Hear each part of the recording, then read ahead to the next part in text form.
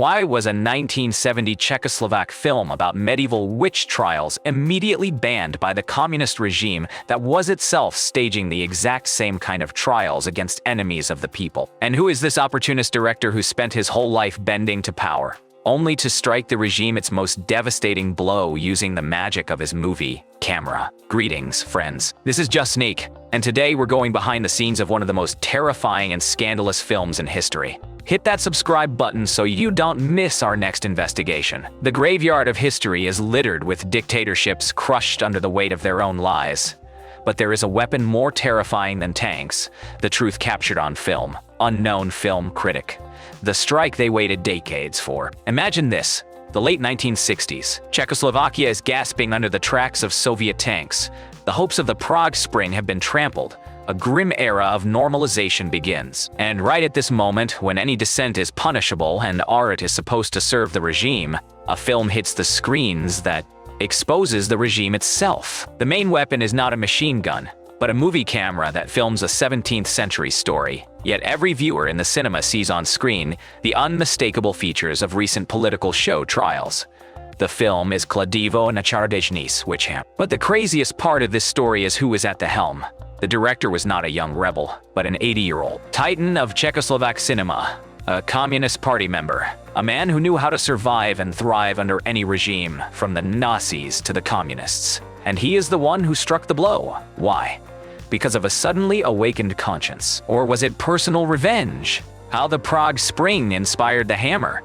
To understand the scale of this blow, you have to dive into the atmosphere of the late 1960s. In 1968, Soviet troops crushed the Prague Spring, that period of liberalization and hopes for socialism with a human face. Then came normalization, a time when the party nomenclatura tightened the screws, dragging the country back into Brezhnev-era stagnation.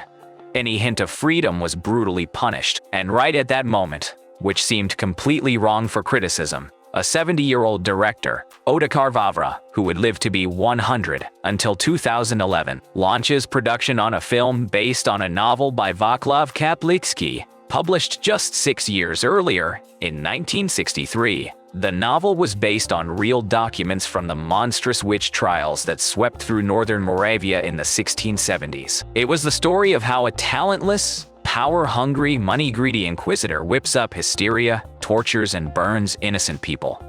But why did this theme become so explosive at that exact moment? Because the recent political trials in Czechoslovakia, the show trials against enemies of the people in the 1950s, were built on the same principle. We need enemy, and with enough torture and threats, you can force a confession out of anyone. As one film critic aptly put it, the film became an allegory of communist show trials. Kaplický himself, by the way, had a difficult fate. He fought in legions, was sent to the Gulag. The idea came to the director precisely under the impression of the trials of General Secretary Rudolf Slansky. But to voice that parallel openly in 1969 would have been suicide. So Vavra chose a brilliant move. He put on a historical costume hiding a contemporary satire underneath. The allegory worked flawlessly. The director, a corrupt opportunist or a secret rebel. Now, let's figure out who this man really was. The one who, at his age, decided to go all in. Otakar Vavra is a titanic and incredibly contradictory figure in the history of Czech cinema. He is called the father of Czech cinema. He founded the famous FAMU film school, mentored a generation of geniuses. But behind this facade hid, as critics called him, a careerist and opportunist who managed to befriend those in power under any regime. During the war, he calmly made films for the Nazi protectorate. And after the communists took power in 1948, Vavra did an instant Abbey face. He joined the Communist Party and started making openly propagandistic films, glorifying the Soviet army and the new regime. His Hussite trilogy, for example, was rewritten at the dictation of communist ideology. It seemed this man had no principles except one: survive and keep making movies. An army against one man. But with Witchhammer, this old, experienced, cynical player suddenly showed his teeth. He used his talent and his authority to create a bomb that the regime simply could not ignore. And yet destroying it was not so easy. It would have caused too much noise. It was a very shrewd political calculation. The shooting process. real torture for the actors. Vavra approached the making of the film with the same meticulous cruelty with which Inquisitor Boblig approached interrogations. He wanted absolute, bone-chilling authenticity, and everything was done to achieve that. Shooting took place in the real locations, at Velké Luziny Castle, where those atrocities had actually occurred centuries earlier. Local residents who remembered the dark pages of their region's history helped the crew. Some lent antique furniture, others lent poultry. Think about it. Have you ever watched a movie that makes your jaw clench? One you want to turn off, but you just can't look away? Witchhammer is exactly that. Mercilessly realistic. But the real drama unfolded not only on screen. Torture without stuntmen. Real torture instruments from museums were used. Actors were actually hung on the rack. They were tortured for real, within physical limits, of course. But the psychological pressure was colossal. Vladimir Šmeral's fateful role. The actor Vladimir Šmeral, who played Inquisitor Boblig, immersed himself so deeply that even after filming, his colleagues were afraid of him. Later, he admitted that the role of the monster, which brought him worldwide fame, was terribly difficult for him. Interesting to wonder, did he think about how he himself had once served a regime whose methods so resembled those of his character? The tragedy of Zhizhina Stepnichkova. The film starred Zhizhina Stepnichkova, an actress who herself had been a victim of Stalin's purges. In the 1950s, she was arrested, tried as an enemy of the people, and sentenced to 15 years in labor camps. Playing a woman tortured on false charges. For her, this was not just a job, it was reliving her past. The horror in her eyes is not acting. The price of truth for Sonia Valentova. The beautiful Sonia Valentova, who agreed to a revealing torture scene, set one condition. Her husband must not object to her nudity. But the naked truth of Witchhammer cost her more than just courage. They say that after the premiere, her acting career went downhill. Modern bikini tan in the 17th century. The most curious behind-the-scenes detail. In one scene when Sonia Valentova's character is stripped, you can clearly see tan lines from a modern bikini. The actress had just returned from the beach, and her tan gave away the anachronism. This tiny mistake became a symbol of how modernity seeps into what seems like a perfectly sealed historical narrative.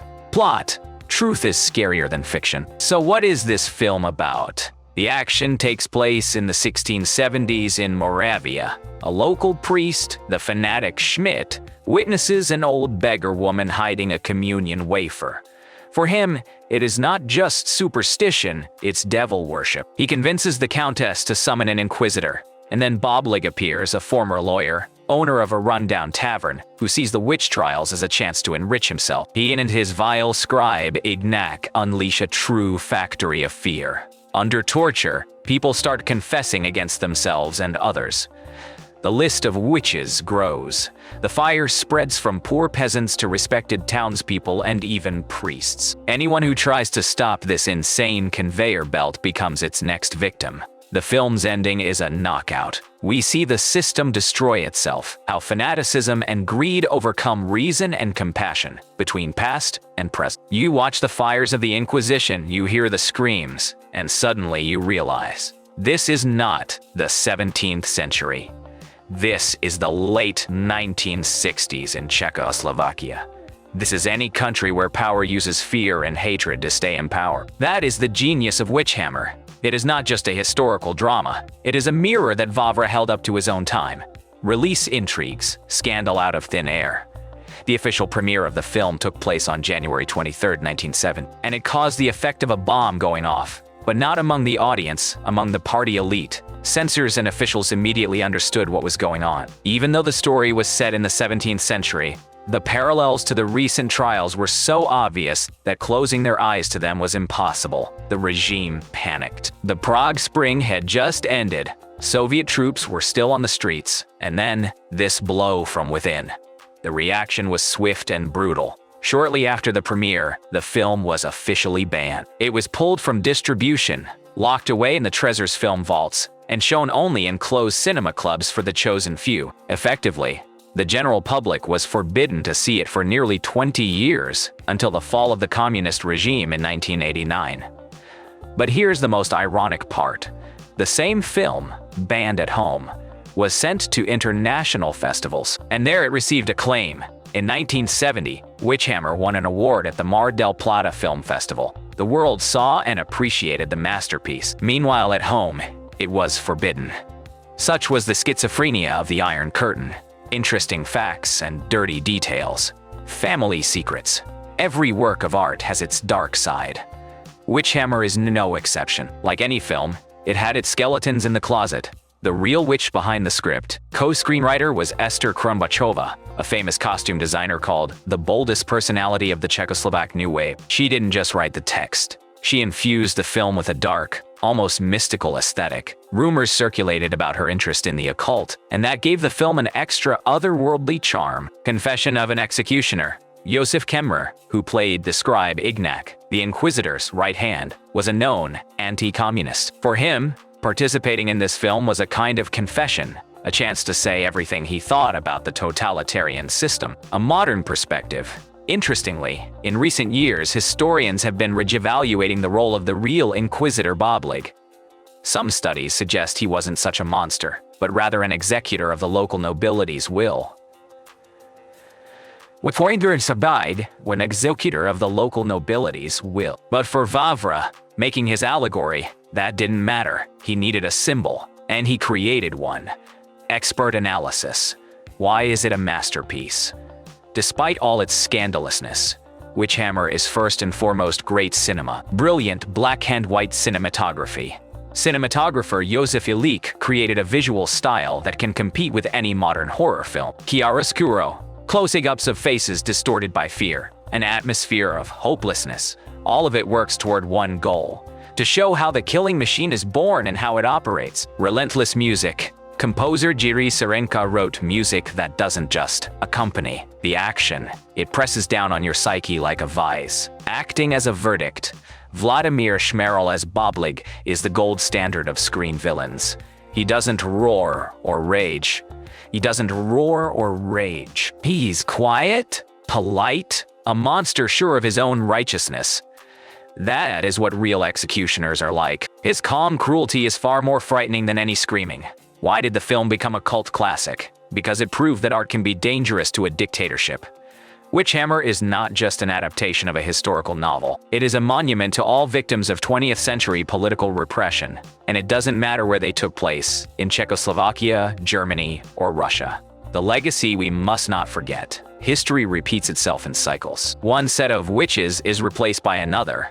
Only the names change. Enemies of the people, dissidents, terrorists. The mechanisms, fear, denunciation, torture, remain unchanged. Witchhammer turned out to be an incredibly prophetic film precisely because it told the truth about that eternal mechanism. Conclusion: the strike that never fell silent. So, what we have here is not just a film. It is a slap in the face of the system. It is a point-to-blank shot from a historical canon. Otakar Vavra, a career opportunist, performed an act at the age of 70 that redeemed him in the eyes of history. He risked everything to tell the truth. His film was banned, but it survived. Witchhammer is a mirror that is terrifying to look into. But if we turn away, we risk one day seeing the fires burning again outside our windows. It is a film warning that, more than half a century later, has lost none of its relevance. It reminds us how fragile civilization is, and how easily a person armed with ideology and power can turn into an executioner. Subscribe to JustSneak so you don't miss new investigations. And have you ever seen a film that was as prophetic and frightening as this one? Write in the comments, let's discuss. For now, they'll sign off. Can you hear me?